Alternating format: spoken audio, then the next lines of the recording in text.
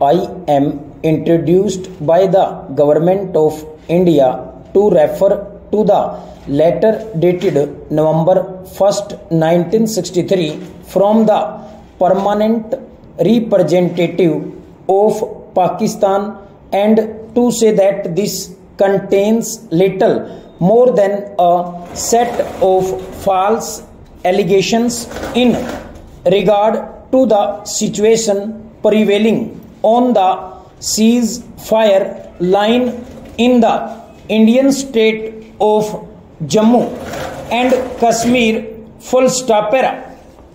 The permanent representative of Pakistan in his letter and reference states that India has denied the allegations made in para 2 of his letter. Full stop. He also admits in para 3 of his letter that the village of so and so clearly lies on the Indian side of the ceasefire line, as indeed is the case with several other border villages along the ceasefire line. Full stop.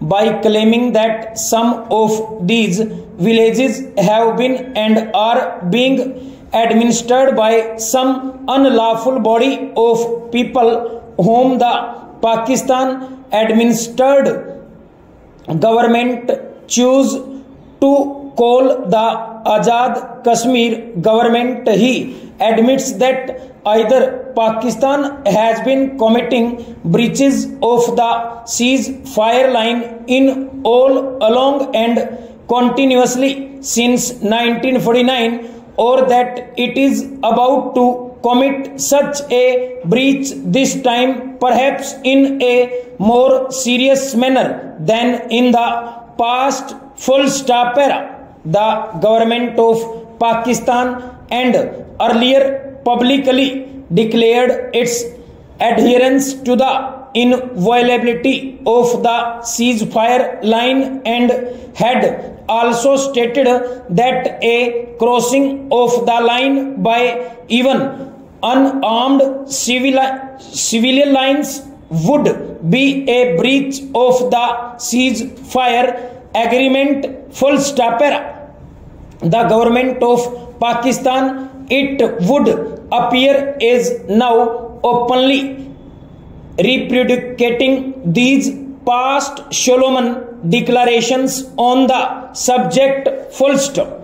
It is true that the ceasefire line does not determine the political or administrative status in the area unlawfully occupied by Pakistani armed forces. Full stop.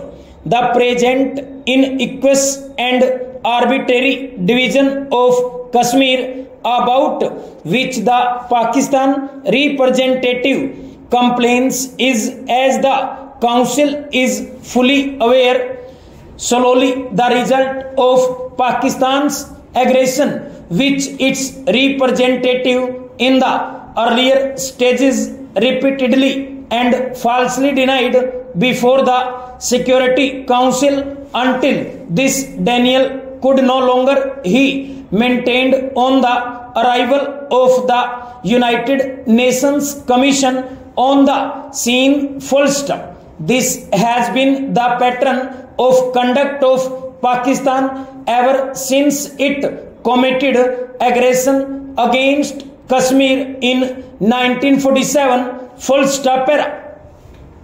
The government of India has built no mall track leading to the village of so and so, or nor set up any armed post in the village or on any ride overlooking the village. Full stop.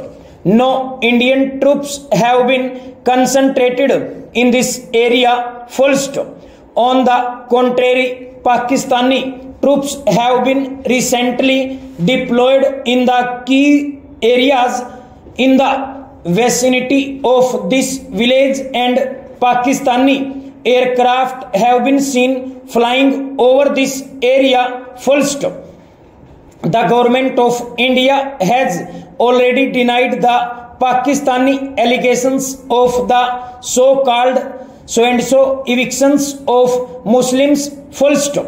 It is absurd to suggest that Muslims are being ejected from Kashmir when Kashmir is a state where the Muslims form a proud majority, full stop.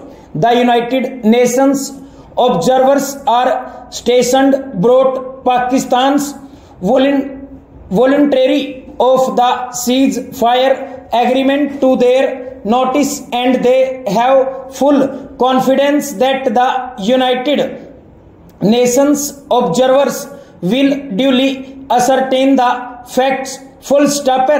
The Pakistan government has taken great pains to agree that Pakistan's violations of the ceasefire line and its attempts at disturbing the normal life of villages on the Indian side of the ceasefire line should be treated as falling outside the scope of the ceasefire agreement and the task assigned to the United Nations observers under the agreement. This is a further attempt by the aggressor to wriggle out of his solemn commitments and prepare the ground for further aggression, full stop.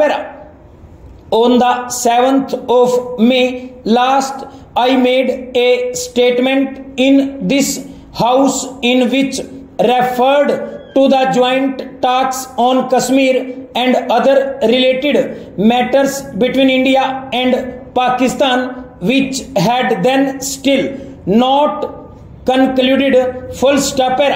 These talks originated from a joint statement which the President of Pakistan and issued on November 29, 59, announcing our agreement to make a renewed effort to resolve the outstanding differences between India and Pakistan on Kashmir and other related matters so as to enable the two countries to live side by side in peace and friendship, full stop. On the 3rd November, I made a statement in the House in regard to this joint statement and referred to the discussions which I had with Mr.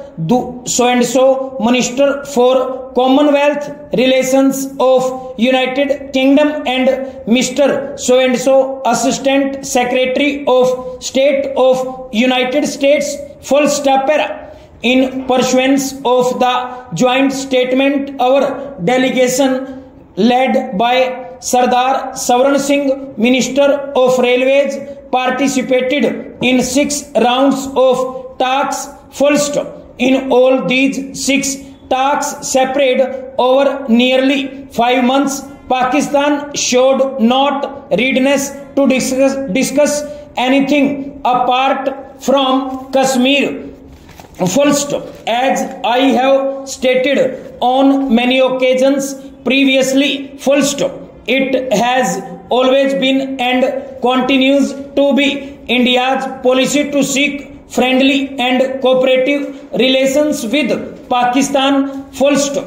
Lack of such friendly cooperative relations between the two countries would not only be unfortunate but would do violence to the long-standing ties of geography, history and culture between the two countries, full stop. We are convinced that the only proper course for the two countries to adopt is to develop cooperative and friendly relations and live as good neighbors, full stop. In the longer interests of the two countries, we have been anxious to bring about a settlement of all Indo-Pakistan differences, including Kashmir, on a rational and realistic basis. Full stop. It was in this spirit that we agreed to have joint talks, but as the House is aware, in spite of every effort made by Sardar Swaran Singh to arrive at an equitable and honorable settlement, these talks ended in failure. Full stop. From the very beginning, the Pakistan government took various steps which came in the way of settlement. On the eve of the first round of talks in so-and-so, Pakistan announced its so-called agreement in principle with China on Kashmir's border with so-and-so. Full stop. The timing of this statement was apparently intended to provoke India to refuse to start the talks the next morning. Full stop. We felt that this was a bad so-and-so for the future of the talks. Full stop. Nevertheless, because of our earnest desire to arrive at some settlement, we decided to continue with the talks. Full stop. During the first plenary meeting, the Pakistan representative expressed his disinclination to discuss any of the Indo-Pakistan differences other than the Kashmir question, which he insisted must be settled first. Full stop. Sardar Swaran Singh, in his opening speech, listed various subjects which he required to be discussed. Full stop. But Mr. Bhutto insisted on confining himself to Kashmir only. Full stop. Even on Kashmir, because of Pakistan's insistence, considerable time was spent in friendly but fertile discussion on the old idea of so-and-so, which briefly, because of Pakistan's own acts of obstruction and non-implementation of the United Nations Commission's resolutions, had already proved to be impracticable, particularly in the light of so-and-so changed conditions in the last 25 years. Full stop.